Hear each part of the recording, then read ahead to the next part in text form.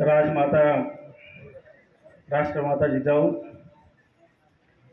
त्यांची आज जयंती आहे। त्या क्रांतिज्योती सावित्रीबाई फुले, माता रमाई, माता भीमाई, फातिमा शेख,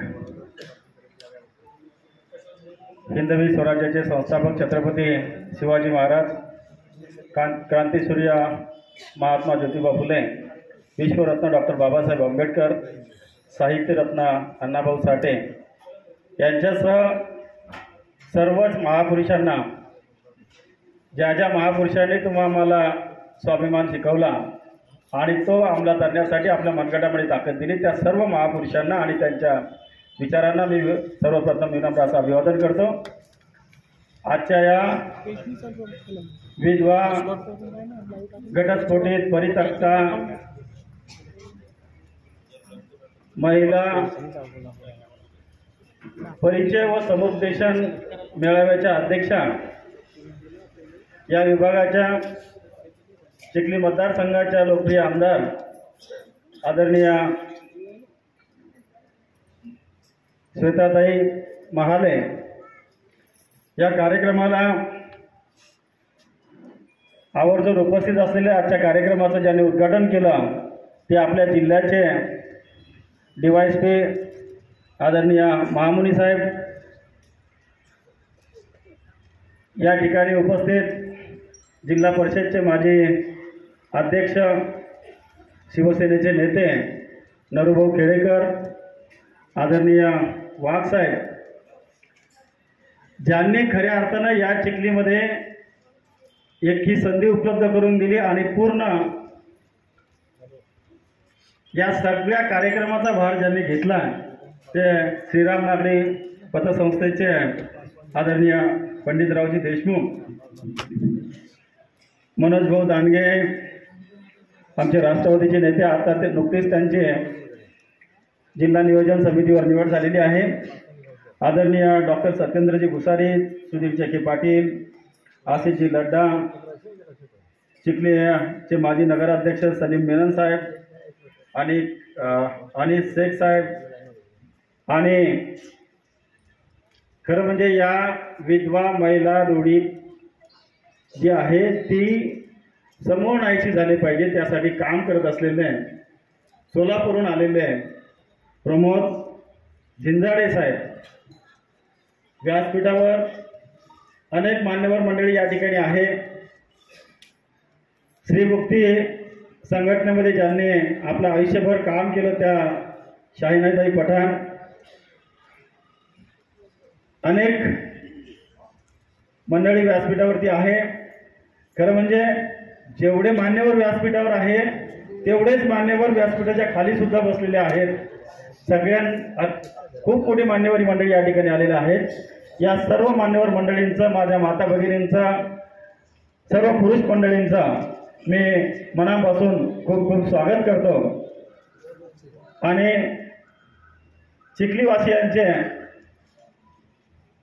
चिखलीकर आम्ही चिखलीकर म्हणणारी सगळ्या मंडळींचे आणि सगळ्यात महत्त्वाचं पंडितरावजी देशमुख यांचा मी आभार सुद्धा मानतो।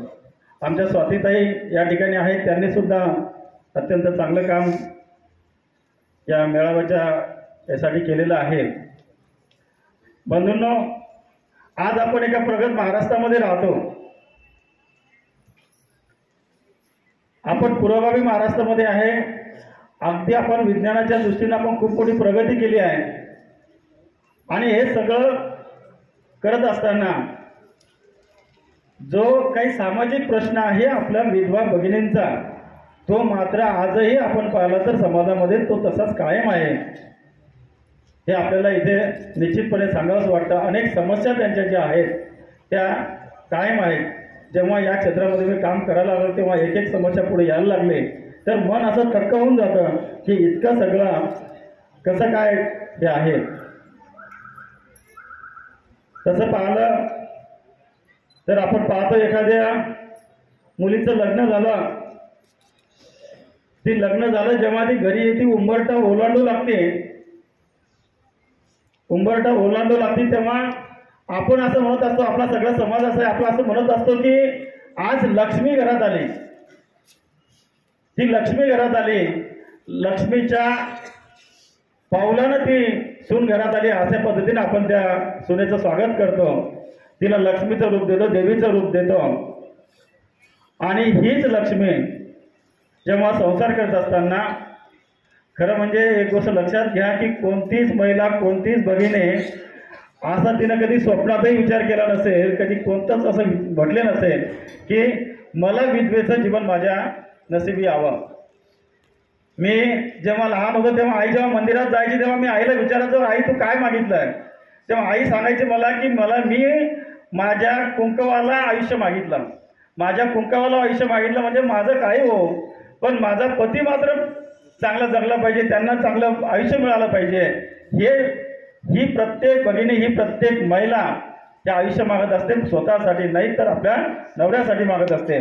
पण एन कारणानं अनेक कारणं आहेत की ज्या कारणामुळं एखादी महिला जर विधवा झाली असेल, तिला जर तो पती वारला असेल तर मात्र अनेक अडचणी ज्या समोर येतात. पहिलं काम जर कोणतं होत असेल तर एखादी दुसरी महिला येते, ती महिला तिच्या कपाळाचं कुंकू पुसून टाकते, ती टिकली काढून टाकते, तिच्या हातातले बांगड्या फोडल्या जातात, तिच्या पायातले जोडवे काढले जातात, तिच्या गळ्यातलं मंगळसूत्र काढले जातात, तिला पांढऱ्या पायाची म्हटलं जातं, तिला अनेक दूषणं लावले जातात, ती करंटी आहे. इतकंच नाही तर या डाकिनीनं नवरा खाल्ला असं सुद्धा म्हटलं जातं. ही वस्तुस्थिती निश्चितपणे आपल्याकडे आहे, ही आपण नाकारून चालत नाही. माझा एक साधा सोपा प्रश्न मला असं वाटतं मनाला की अरे बाबा, ज्या पहिल्यांदा तू आणलं त्या मुलीला घरात त्यावेळेस तिला देवीचं रूप होतं, ती माता होती, ती देवी होती, ती पवित्र होती, आणि तिचा पती गेल्यानंतर ती अपवित्र कशी झाली, ती अशुभ कशी झाली? हा सगळ्या पुरुष मंडळींना, सगळ्या माता भगिनींना विचार करण्याची निश्चितपणे वेळ आहे की काय होते असं. एखादा मनुष्य तो जगत असताना त्याची पत्नी जर वाढली तर त्याला कोणतंच दूषण राहत नाही, तो काहीच होत नाही, त्याला कोणतेच बंधन येत नाही. पण आमच्या या भगिनीवरती इतके बंधनं का, त्यांना काय होतं? आणि ताई, त्याच्यानंतर पुढचा विषय असा होतो, आपण बघतो त्या महिलेवर इतक्या दबावात टाकल्या जातात, तिनं कुठं जायचं नाही, कोणाला बोलायचं नाही, कुठं काय खायचं काय प्यायचं, त्या सगळ्या गोष्टी होत जातात. त्याच्याही पुढे जाऊन जेव्हा एखादी भगिनी विधवा होते, तिचा पती चालला जातो, तेव्हा एक 8-15 दिवस, जास्तीत जास्त 13 दिवस एक सहानुभूतीची लाट तिच्यावरती असते. सहानुभूती असते की वाईट झालं, असं झालं, तसं झालं, असं बोललं जातं. हळूहळू तेरवी झाली की सगळं संपतं आणि तिच्याकडे कोणी पाहत नाही, ती काय खाते, काय पिते, काय करते हे कोणी पाहत नाही. तिच्या पुढे मात्र हजारो प्रश्न निर्माण होत राहतात की मी आता काय करू, माझ्या मुलांना काय खाऊ घालू, माझ्या मुलांचं शिक्षण कसं करू, यांना कसं वाढवू. आणि त्यातही दुसरी स्थिती अशी असते की सासरच्यांना असं वाटत असतं की ही आता ब्यात आहे, ही तिकडे माहेरी गेली पाहिजे, आणि माहेरी जाती त्यांना असं वाटत असतं ही सासरी गेली पाहिजे. ही वस्तुस्थिती आहे. अनेक महिलांना मला सांगितलं आहे, माहेरचं पण सांगितलं की सर, एक महिला मला काल परवा बोलले की सर, मला बापाच्या घरून मला आता दुसरीकडे जायचं आहे, मला तिथे जायचं आहे की मला घरातले टोमणे मला जास्त असह्य झाले, मला माझं कुठेतरी घर झालं पाहिजे, मी तिथे जाऊन राहते, अशी ती महिला बोलते. सुधीर भाऊ, मी तर खरंच सांगतो, बायच्या शपथ सांगतो, मी एकही शब्द खोटं सांगत नाही. ज्या महिला बोलल्या आहे ना तेच मी या ठिकाणी सांगणार आहे. आणि त्यामुळं अनेक रोजगाराचा प्रश्न यांच्यासमोरचा दुसरा पडतो.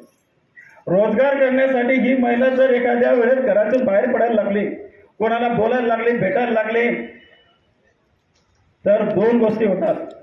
एक तर नाही, आपला समाज इतका चांगला नाही आहे, हा समाज, ती महिला जर विधवा झाली असेल तर गावातले टवाळखोर लोक, टवाळखोरने अत्यंत चांगले लोक हे त्या महिलेकडे गरज आहे, आपलं काही जमतंय का या उद्देशानं पाहिजे बघतात. खूप वेदना होतात. मी अत्यंत लिहून दिलंय, मला काही महिलांनी त्या मेळाव्यामध्ये लिहून दिलं. साहेब, मी तुम्हाला दाखवणार आहे की ज्याच्यावर बापासारखं ज्याला समजावं, ज्याला भावासारखं समजावं, ज्याला जवळचं समजावं, तो सुद्धा वाईट नजरेनं बघण्याचा प्रयत्न करतो. हे अनेक महिलांनी मला त्या ठिकाणी बोलून दाखवलंय. त्यासोबतच जर एखाद्यानं प्रामाणिकपणे मदत करण्याचं काम करायचं ठरवलं, एखाद्यानं असं म्हटलं की नाही या महिलेला मी मदत करतोय, तो जर मदत करायला लागला तर त्याला मात्र पुन्हा समाज नावं ठेवायला लागले, अरे याचं काय झालं, याचं काही भांगड आहे काय, अशी त्या ठिकाणी परिस्थिती निर्माण होते. मी तर म्हणतो एखादी ती महिला जर एखाद्याच्या मोटरसायकलवर बसून जरी जायला लागली तरीही तिला नाव ठेवलं जातं. म्हणजे ही एक सामाजिक कुचंबना. एक तर इकडे सामाजिक कुचंबना, दुसरीकडे त्या महिलाला, त्या भगिनीला तिचे पती गेल्यानंतर तिला कोणी काही विचारत नाही, हो तू कधी लग्न करणार आहे काय, एक जण विचारत नाही. एखाद्या माणसाचं जर पत्नी वारली असेल तर 6 महिने त्याचं लग्न होतं. पण आपल्याकडे एक समज आहे, एक समज असा आहे की त्या महिलेला जर एक लेकरू झाला असेल मग तिचं वय 22 वर्षाचं असलं तरी चालेल. तिला जर एक लेकरू झाला असेल तर तिचा संसार झाला हे आपण असं समजतो. जर आता ताई मला एक सांगा, अजूनही खेड्यापाड्यामध्ये 16व्या 17व्या 18व्या वर्षी लग्न होतं, 19व्या 20व्या वर्षी 1-2 मुलगा होतो. त्या 25 वर्षाच्या आत अनेक अशा महिला आहेत. मी रक्षाबंधनचा कार्यक्रम घेतला, त्या कार्यक्रमामध्ये बघितला की त्या रक्षाबंधनच्या कार्यक्रमामध्ये जवळपास 700-800 लेडीज झाल्या. त्यातले 300 ते 400 लेडीज अशा होत्या की त्यांचं वय 30 ते 35 वर्षापेक्षा कमी होतं. आज आपण साधारणतः 75 वर्षाचं वय जरी पकडलं, आपलं 75 वर्षाचं आयुष्य जरी पकडलं, तरीही 30 ते 40 वर्ष त्या महिलेला एकटं राहावं लागतं. कशी राहील याचा समाजानं कधीतरी विचार केला का, आणि त्यानं का करू नये मला हा नाही. कशी राहील, माणूस राहू शकत नाही, त्याला पाहिजे बायको, आणि तिला पती का नसावा, तिला का बदलणे असावेत. मी एका वयस्कर लेडीजला विचारलं, आमच्या कार्यामध्ये त्या सहभागी होत्या, त्यांना मी विचारलं की ताई तुम्ही आज जवळपास 50-55 वर्षाच्या झाल्यात आणि तुमचे पती केव्हा गेले. तर त्यांनी सांगितलं की मी 26-27 वर्षाचे असताना गेलेत. मी म्हटलं तुम्हाला कोणी म्हटलं नाही का, तुम्ही लग्न का नाही केलं मग. तर त्या महिलेची प्रतिक्रिया अशी होती ताई की त्या म्हणाल्या मला की सर मला लग्न करा असं कोण म्हटलं, मला लग्न करा असं कोण म्हटलं. म्हणजे त्या महिलेच्या मनात लग्न करण्याची इच्छा 25 वर्षापूर्वी होती. एक लेडीज मला अशा भेटल्या की ज्यांनी 18 वर्षापासून मुलाला लहानचं मोठं केलं, त्याला मोठं केलं, त्याचं लग्न झालं तो अलग निघाला. त्या बाई 40-45 वर्षाच्या असताना तेव्हा त्या म्हटल्या की माझी चूक केली की मी त्यावेळेस लग्न करायला पाहिजे होतं, आता कोणी भेटेल का मला, असं सुद्धा त्या ताई बोलल्या. तर इतकं जर बोलायला गेलं तर खूप या गोष्टी आहेत की इतकी सगळी विदारक परिस्थिती या विधवा भगिनींची निश्चितपणे आहे. त्यांना सामाजिक बंधन आहे. माझ्याकडे मी एक लग्न लावण्यासाठी मागच्या वर्षी 11 एप्रिलला महात्मा फुले जयंतीच्या निमित्तानं मी पहिला परिचय मेळावा घेतला. आणि त्या ठिकाणी जेव्हा आले तर काही महिलांनी नंतर फोन केले, त्यांनी नावं लिहिले नाही, पण नंतर मला फोन करून सांगत होते की सर माझ्यासाठी बघा मी करायला तयार आहे, मी करतो. आणि एका महिलेला आम्ही आमच्या ऑफिसमध्ये बोलवलं, एक नवरदेव पण बोलवले. आणि जेव्हा तिच्यासोबत एक मुलगा आला, कोणीतरी नातेवाईक असेल, तो आला, नंतर पाहिलं तर ते माझे फोन बंद याच्यासाठी की त्या बाईला त्यांनी खूप त्रास दिला की तुला काय करायचे, लग्न करायचे, आता तुझा मुलगा तर 10वीत आहे, तुझा मुलगा तर 11वीत आहे. आणि मला आठवतं की माझे काका, माझ्या एक चुलत काकू जेव्हा गेल्या तेव्हा माझे काका त्यांच्या मुलाचा मुलगा 10वीत असताना त्यांनी लग्न केलं. मग त्यांच्या मुलाचा मुलगा 10वीत असताना त्या पुरुषाला चालतं, आणि या बाईचा मुलगा 10वीत असताना काय नाही करावा, तो ग्रॅज्युएट असताना का नाही करावं, हा सगळा विचार आपण करण्यासारखा आहे. आणि म्हणून तर आम्ही 4 विषयावर निश्चितपणे या वर्षामध्ये काम करायला सुरुवात केली. त्यामुळे कोणतं आहे की एक यांचा सामाजिक स्तर उंचावला पाहिजे. ज्या रूढी परंपरा आहेत त्या रूढी परंपरा त्यांनी सोडून दिल्या पाहिजेत. यासाठी त्यांना रोजगार मिळाला पाहिजे. आणि ज्या महिलेची इच्छा आहे की मी पुनर्विवाह करावा, महिलेला अनुरूप मुलगा त्यांना मिळवून दिला पाहिजे. आणि मी तुम्हाला सांगतो, मी कोणत्याही महिलेला असं म्हणणार नाही त्यांच्या इच्छेविरुद्ध तुम्ही लग्न करा. कोणत्याही महिलेला म्हणणार नाही तुमच्या इच्छेविरुद्ध तुम्ही लग्न करा. पण मी एक गोष्ट निश्चितपणे सांगतो की ज्या ज्या भगिनींची, ज्या महिलांची तिचं वय काहीही असो, ज्या भगिनीची स्वतःची इच्छा असेल त्या भगिनीने मला फोन करावं, तुमचा लग्न लावून द्यायचं, तुमच्या समाजाला सांगण्याचं, शिक्षण बोलण्याचं काम मी निश्चितपणे केल्याशिवाय राहणार. एक गोष्ट सांगतो, इथे दोन गोष्टी आहेत. जोपर्यंत महिला स्वतःहून सक्षम होणार नाही, जोपर्यंत स्वतःहून ती म्हणणार नाही की ठीक आहे मला काय बोलते नाव ठेवू दे काय तिथं माझ्या मनात इच्छा आहे तर मी केल्याशिवाय राहणार नाही. मी तर या सगळ्या भगिनींना सांगतोय, अनेकांच्या कपाळावरती या ठिकाणी मला आता टिकली दिसत नाहीये, कुंकू दिसत नाहीये. मी सांगतो त्यांना की तुम्ही टिकली लावा, काय लोक काय बोलत ते बोलू द्या. मला देऊळ गाठून एक जणाचा फोन आला, म्हणे हो तुम्ही आमची संस्कृती बुडून राहिले. म्हटलं काय झालं बुडून राहिलं? आमच्या घरात भांडणं लागले म्हणे. म्हटलं कशाचे? तुमच्या कार्यक्रमाला आमची भावजे आले म्हणे आणि ती भावजे आल्यानंतर आता घरी आल्यानंतर ती स्वतः टिकली लावा लागली म्हणे, आमच्या समाजामध्ये बदनामी व्हायला लागली. मला एकदम आनंद झाला. म्हटलं बस झाला, या महिलेनं सांगितलं टिकली लावली हे चांगलं. आणि आता जेव्हा मला दररोज 2-3 महिला निश्चितपणे भेटायला येतात त्यांची तारीख सांगायला आणि ते आल्यानंतर पहिले सांगतात की हे भाऊ मी टिकली लावली. मला खूप आनंद होतो. हे तुम्ही स्वतःहून करा, स्वतःहून सांगा. आणि त्यासोबतच इथे आता बरेच पुरुष मंडळी बसलेली आहेत, बरेच वयस्कर आहेत. काही वयस्कर यासाठी आलेत की माझ्या पोराला मुलगी मिळते का, आपण स्वीकारायला तयार आहे.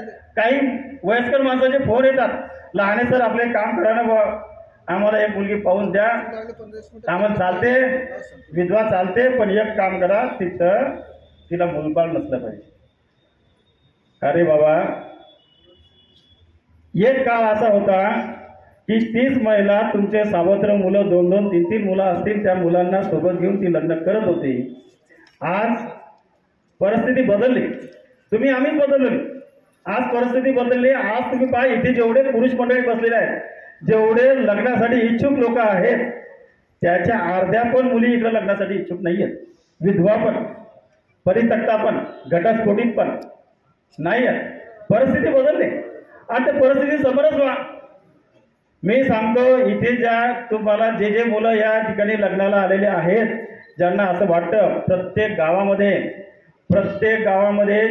20 मुलं तर निश्चित असे आहेत की ज्यांचं वय 35 झालं पण त्यांना मुलगी भेटून नाही राहिली, असे लोक पण त्या ठिकाणी निश्चितपणे आहेत. अरे काय हरकत आहे, त्या महिलेचा एखादा मुलगा घेतला, कोणाने त्याला जर शिकवलं, त्याला आधार दिला, त्याला बापाचं प्रेम दिलं तर तुम्हाला काय अडचण आहे.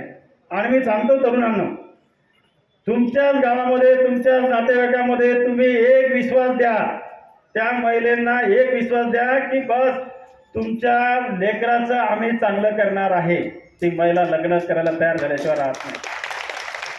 तिला पहिली चिंता असते की माझ्या लेकराचं काय होईल, आणि लेकरासाठी ती सगळ्या भावनांचं दमन करते. आणि म्हणून त्या लेकराला स्वीकारून जर आपण कोणी केलं आहे, आणि म्हणून या ठिकाणी मी त्याचं स्वागत करेन की एखाद्याला म्हटलं की नाही मी लेकरू स्वीकारून मी लग्न करायला तयार आहे, तो त्या माणसाचं मी स्वागत करेन. या चिखलीमध्येच मी एका जणाचं केलं आहे स्वागत.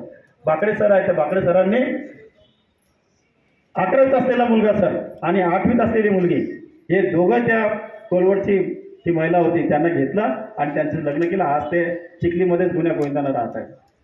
असे अनेक उदाहरणं आहेत. परिस्थिती हळूहळू निश्चितपणे बदल होत आहे. ही विदारक स्थिती जरी असेल तरी अनेक लोक आता पुढे यायला लागले. अनेकांचे मला फोनही यायला लागला की सर आम्हाला चालते, आम्हाला द्या, आम्ही करतो, मुलगा स्वीकारतोय. ही परिस्थिती निर्माण झाली आहे. तिकडे आत्ताच कोल्हापूरमध्ये एक लग्न लागलं पाहिजे. त्या लग्नामध्ये त्या 22 वर्षापासून त्या महिलेनं कधीच कुंकू लावलं नव्हतं, हातात बांगड्या बदल्या नव्हत्या.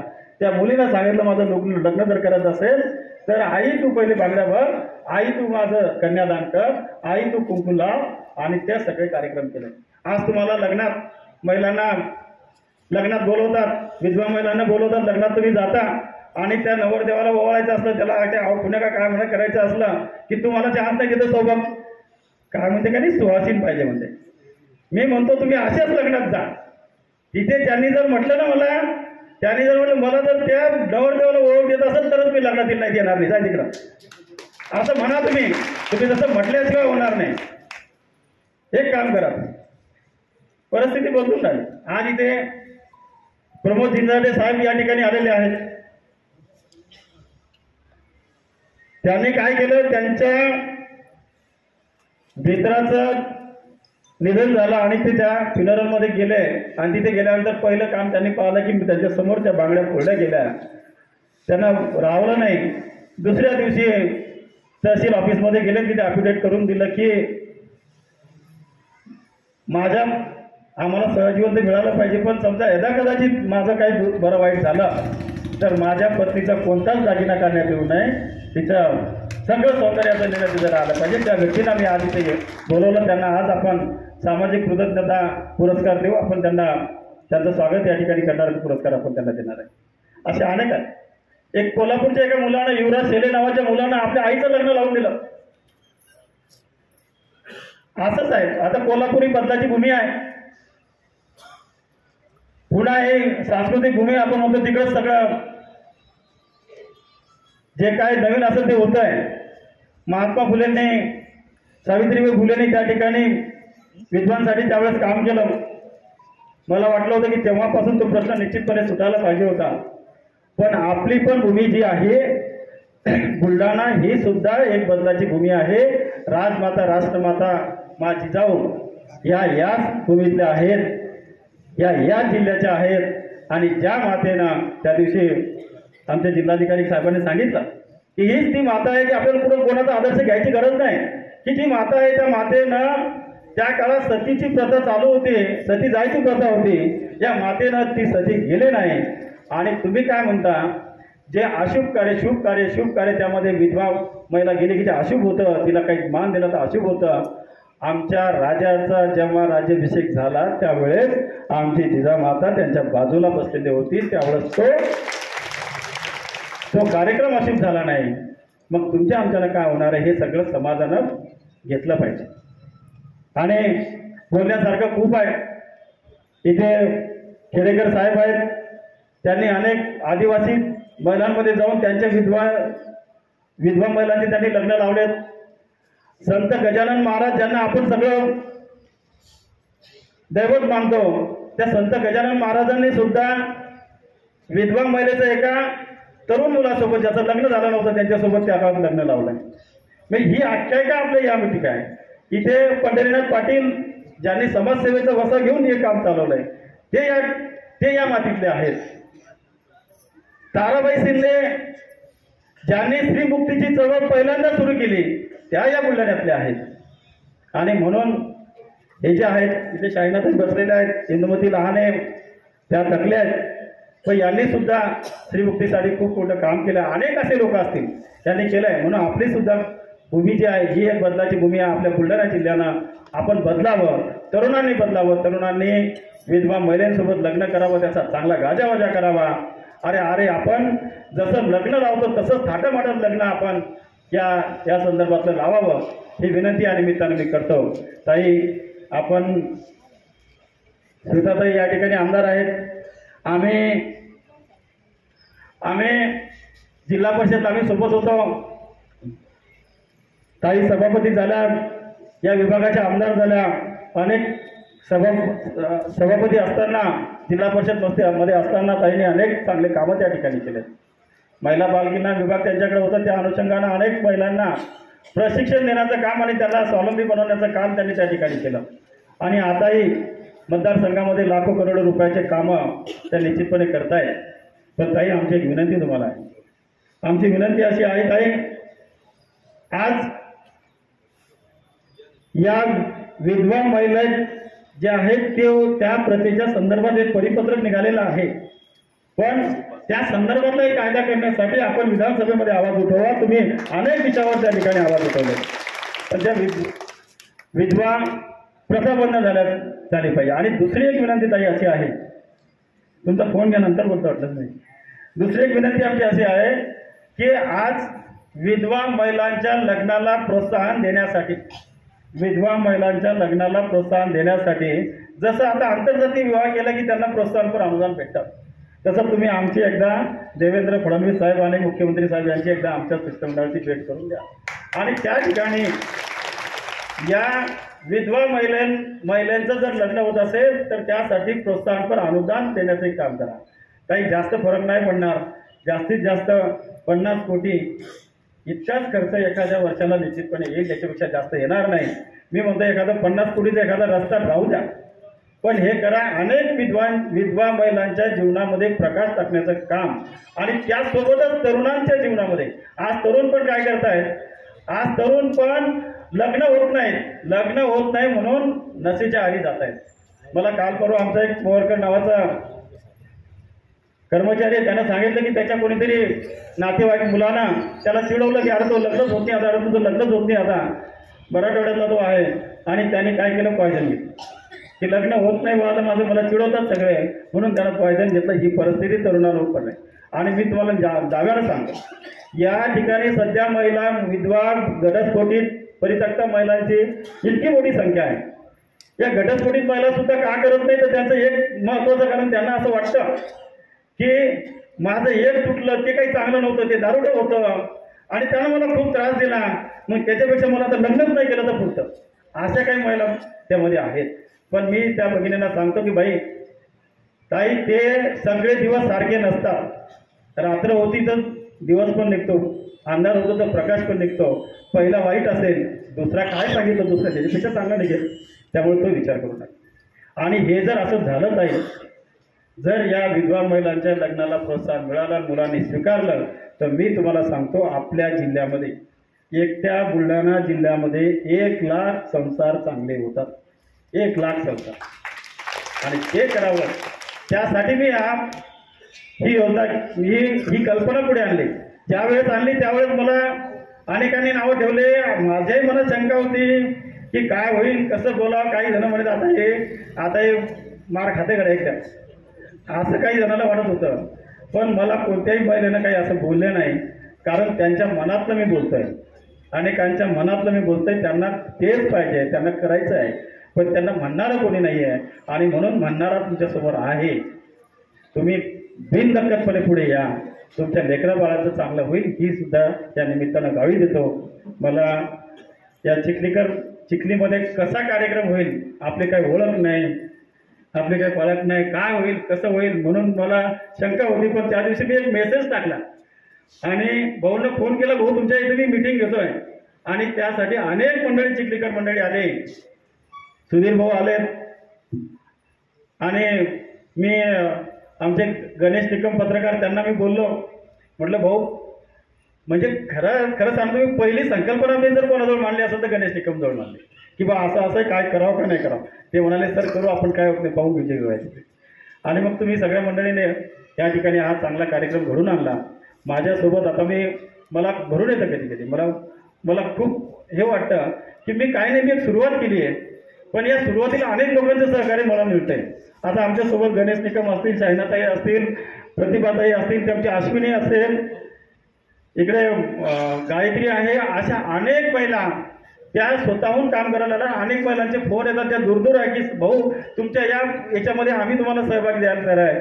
आम्ही परवाला व्यावसायिकाची एक मिटिंग घेतली आहे की मी असा विचार मांडला की ह्या ज्या महिला आहेत, खेड्यापाड्यात राहणाऱ्या महिला आहेत, जवळच्या महिला आहेत, या महिलांना जर आपण काही रोजगार देऊ शकलो तर बरं होईल. म्हणून एक 10-12 व्यावसायिक लोकांना बोलवलं.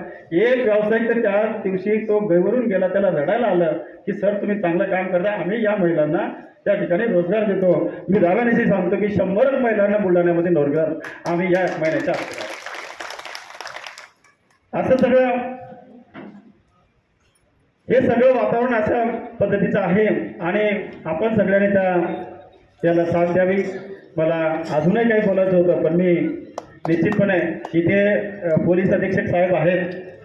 काही महिलांनी अनेक गोष्टी मला सांगितल्या की ज्या सार्वजनिकपणे त्या सांगू शकत नाहीत. त्या महिलांना माझी विनंती आहे की तुम्ही महामुनी साहेबांना विनंती आहे की साहेब एक थोडंसं अशा आल्या, कारण काहींचं काय होतं, पोलीस स्टेशनमध्ये जातात तिथे त्यांच्या घरच्यांचा खूप मोठा दबाव असतो, त्यांना जावत नाही. एक आम्ही निनावी जरी आपल्याकडे काही आला तर निश्चितपणे त्याला थोडंसं सहकार्य आपण निश्चितपणे करावं. मला सहकार्याच्या संदर्भात सांगता एक गोष्ट अजून आठवली, म्हणजे किती लोक सहकार्य करतायत. एक ब्युटी पार्लरचा व्यवसाय करणारी एक महिला मला असे बोलले की सर तुम्ही मला नाही आमच्या कर्मचाऱ्यावर त्यांनी सांगितलं की सर तुम्ही असे लग्न लावताय, चांगले करताय, चांगलं काम करताय, तर ज्या मुली असतील त्या मुलींचं काही रुपयानं येतं मेकअप करून द्यायचं काम मी करेन. मला खूप चांगलं वाटतं. आपणही सगळे आज या ठिकाणी 2 जोडप्यांचा आपण साखरपुडा करणार आहोत. समाजानं त्यासाठी पुढे यावं ही सुद्धा या ठिकाणी विनंती करतो आणि माझे 2 शब्द या ठिकाणी संपवतो. जर चुकलं असेल, काही वेगळं बोललं असेल तर सगळ्यांची या ठिकाणी दिलगिरी सुद्धा व्यक्त करतो आणि थांबतो.